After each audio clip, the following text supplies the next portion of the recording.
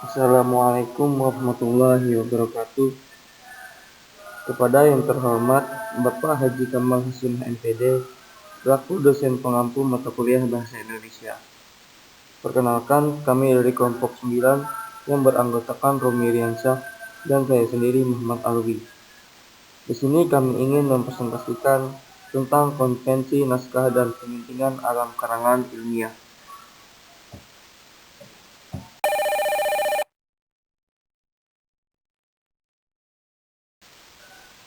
Konvensi naskah. Konvensi adalah suatu seperti amalan, tingkah laku, ciri-ciri yang sudah disepakati dengan luasnya dan dipatuhi. Naskah adalah suatu teks yang berisi aturan alur cerita di dalam suatu dialog. Maka yang dimaksud dengan konvensi naskah adalah penulisan naskah karangan ilmiah yang berdasarkan kebiasaan, aturan yang sudah lazim dan sudah disepakati. Konvensi penulisan naskah yang sudah lazim mencakup aturan pengetikan, pengorganisasian materi utama, pengorganisasian materi pelengkap, bahasa dan kelengkapan penulis lainnya. Dalam pembuatan naskah yang harus memperhatikan struktur kalimat dan pilihan kata diksi yang dibuat sedemikian rupa, sehingga apa yang ditulis itu jelas, teratur, dan menarik. Namun, ada hal yang lebih penting, yaitu sebuah karangan yang menuntut suatu persyaratan lain, yaitu persyaratan formal. Bagaimana supaya bentuk atau wajah dari karangan itu sehingga kelihatan tampak lebih indah dan menarik. Persyaratan formal ini meliputi bagian-bagian pelengkap dan kebiasaan-kebiasaan yang harus diikuti dalam dunia kepenulisan. Semua persyaratan ini secara umum disebut dengan konvensi naskah. Dari segi persyaratan formal ini, dapat dibedakan lagi karya yang dilakukan secara formal, semi-formal, dan non-formal. Yang dimaksud dengan formal adalah bahwa suatu karya memenuhi semua persyaratan lahiriah yang dituntut oleh konvensi. Sebaliknya, semi-formal yaitu bila sebuah karangan tidak memenuhi semua persyaratan lahiriah yang dituntut konvensi. Sedangkan non-formal yaitu bila bentuk sebuah karangan tidak memenuhi syarat-syarat formalnya. Selanjutnya adalah pengetikan. Persyaratan pengetikan teks karya ilmiah mencakup penggunaan kertas, batas margin, spasi bentuk, dan ukuran huruf. Yang pertama adalah jenis ukuran kertas. Kertas berukuran kuarto atau letter pada Microsoft Word. Setiap lembar kertas diketik satu sisi halaman dan tidak dibolak-balik. Lalu kertas berukuran A4 atau format A4 pada Microsoft Word. Setiap lembar kertas diketik pada satu sisi halaman. Lalu yang kedua adalah pengetikan. Batas margin kertas pias dari tepi 4 cm, kiri 4 cm, bawah 3 cm, dan kanan 3 cm, atau mengikuti sistem komputer. Naskah ditulis dengan huruf pika, Arial, atau Times New Roman pada MS Word komputer. Judul diketik dengan font 16 sampai dengan 20 atau disesuaikan dengan panjang pendek judul jika panjang menggunakan huruf yang lebih kecil dengan mempertimbangkan estetika penampilan. Margin kiri kanan diusahakan lurus tanpa merusak kaidah bahasa, pemenggalan kata, serta memperhatikan tanda baca hubung. Dan jarak antar kata. Jarak tajuk atau judul bab dari tepi kertas sebelah atas 6,5 cm atau 3 cm dari margin atas. Jarak spasi. Jarak antar basis 2 spasi. Jarak antar paragraf 3 spasi. Jarak antara teks dan contoh 3 spasi. Jarak antar tajuk dan uraian 4 spasi. Jarak antara uraian dan subjudul di bawahnya 3 spasi.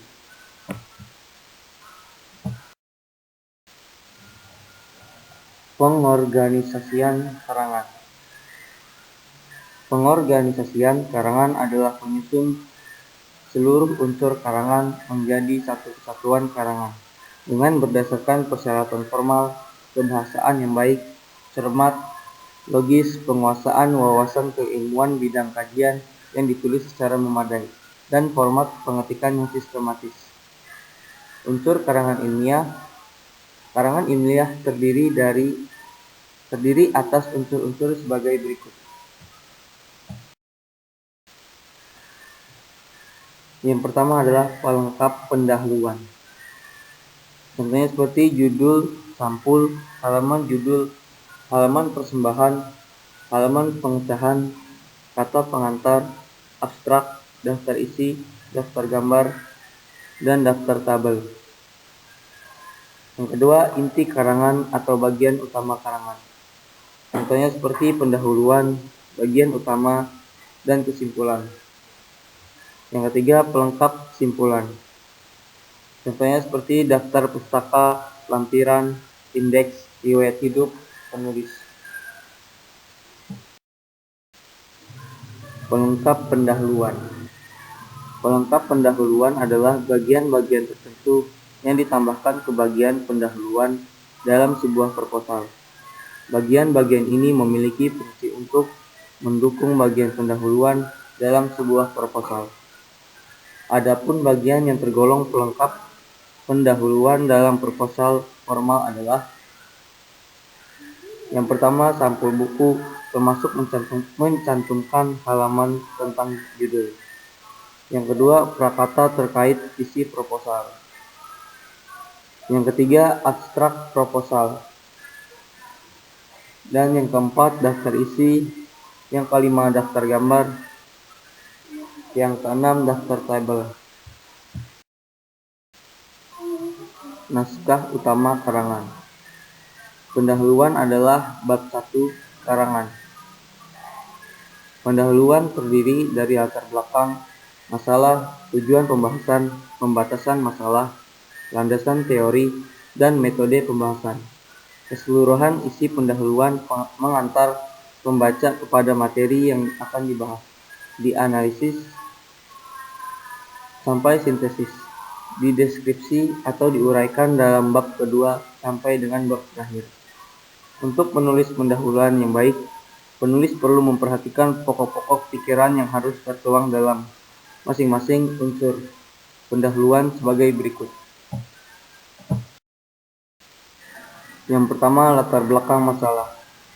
Menyajikan penalaran yang menimbulkan masalah atau pertanyaan yang akan diuraikan jawabannya dalam bab pertengahan antara pendahuluan dan kesimpulan, dan dijawab atau ditegaskan dalam kesimpulan. Untuk itu, arah penalaran harus jelas, misalnya deduktif, sebab akibat, atau induktif. Yang kedua, kegunaan praktis hasil analisis. Misalnya memberikan masukan bagi kebijakan pimpinan dalam membuat keputusan, memberikan acuan bagi pengembangan sistem kerja yang akan datang. Yang ketiga, pengetahuan tentang studi kepustakaan. Gunakan informasi mutakhir dari buku-buku ilmiah, jurnal atau internet yang dapat dipertanggungjawabkan secara ilmiah. Penulis hendaklah mengupayakan penggunaan buku-buku terbitan terbaru. Yang keempat, pengungkapan masalah utama secara jelas dalam bentuk pertanyaan. Gunakan kata-kata yang menuntut adanya analisis. Misalnya bagaimana, mengapa. Yang kelima, tidak menggunakan kata apa karena tidak menuntut adanya analisis. Cukup dijawab dengan ya atau tidak. Tujuan penulisan berisi yang pertama, target, sasaran atau upaya hendak dicapai. Misalnya mendeskripsikan hubungan X terhadap Y, membuktikan bahwa budaya tradisi dapat dilestarikan dengan kreativitas baru, menguraikan pengaruh X terhadap Y.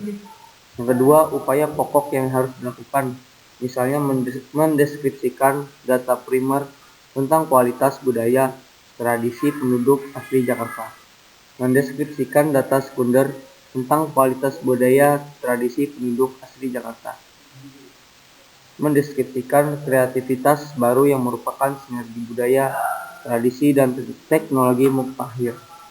membuktikan bahwa budaya tradisi dapat dilestarikan dengan kreativitas baru, membuktikan bahwa pembangunan lingkungan pemukiman kumuh yang tidak layak huni memerlukan bantuan pemerintah.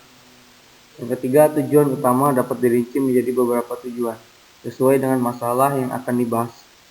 Jika masalah utama dirinci menjadi dua, tujuan juga dirinci menjadi dua. Yang keempat, ruang lingkup masalah berisi pembatasan masalah yang dibahas, rumusan detail masalah yang akan dibahas sesuai dengan pegangan, definisi atau batasan pengertian istilah yang tertuang dalam setiap variabel. Pelengkap penutup. Bagian penutup. Bagian ini terdiri atas yang pertama adalah daftar pustaka, yang kedua lampiran-lampiran, dan yang ketiga daftar gambar atau tabel. Penyuntingan naskah. Penyuntingan naskah merupakan proses, cara atau perbuatan menyunting naskah. Oleh karena itu, tugas seorang penyunting naskah yaitu menyunting naskah dari segi kebahasaan, memperbaiki naskah dengan persetujuan penulis, membuat naskah yang enak dibaca dan tidak membuat pembaca bingung. Penyuntingan adalah suatu aktivitas menyiapkan naskah dan sebagainya untuk diedarkan atau diterbitkan dalam bentuk cetakan dengan memperhatikan tata penyajiannya. Dalam penyuntingan harus memahami profesionalisme kepenyuntingan dan harus memahami tugas-tugas penyunting. Sekian presentasi dari kami, kurang dan lebihnya mohon dimaafkan. Wassalamualaikum warahmatullahi wabarakatuh.